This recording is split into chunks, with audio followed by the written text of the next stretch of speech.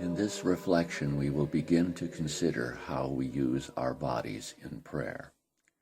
Jesus says, "You must love the Lord your God with all your heart, all your soul, all your mind, and all your strength." And he means your bodily strength. We are embodied creatures made in the image of God. Salvation is not a matter exclusively of what happens in our minds. We are saved in our bodies.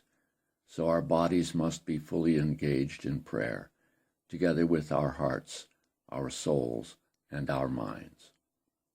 We can learn a lot about the postures and gestures of prayer from the public corporate worship of the church.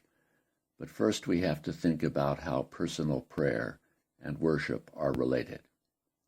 When we attend Sunday services, our primary purpose is not to do our personal prayer, although we should make the prayer of the church our prayer in a personal way, and we can learn a lot from careful observation. The Sunday Divine Liturgy is a celebration of the victory our King has won for us over sin and death. The merciful King, whom we love and would not think of offending, commands us all to attend the banquet.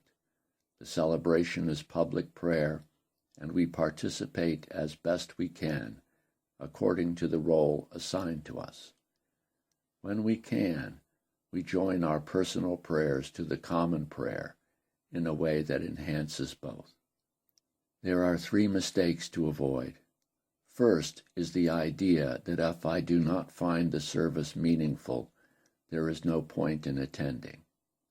To repeat, we do not attend services, especially the Sunday liturgy, to do our personal prayers or to get something for our personal spiritual benefit or to feel close to God, although these things do happen in the normal course of events.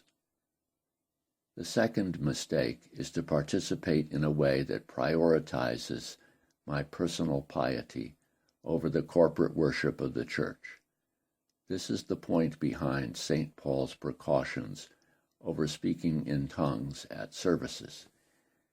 He says he does this more than anyone, but what happens at the assembled church must be dignified and edifying. All things should be done decently and in order. When in Rome, as they say, we do as the Romans do. We avoid distracting others. We are not there to get something for ourselves and head out the door. The third mistake is to think that liturgical services can be a substitute for private, individual prayer to God in Christ.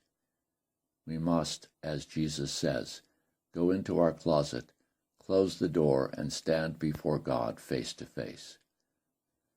Without this sort of personal prayer, we can just go through the motions of public worship, no matter how much we appreciate the smells, the bells, the beauty of the icons, the music, the pageantry, the preaching, and being with our friends.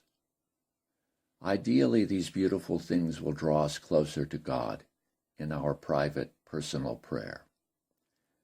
All of these mistakes arise when we confuse private prayer and public worship. Even so, we can learn about personal prayer by observing the postures and gestures we can see at liturgical services. In the next reflection, we will look at the following aspects of personal prayer: the sign of the cross, standing to pray, lifting up the hands, bows and prostrations, kneeling, and the voice.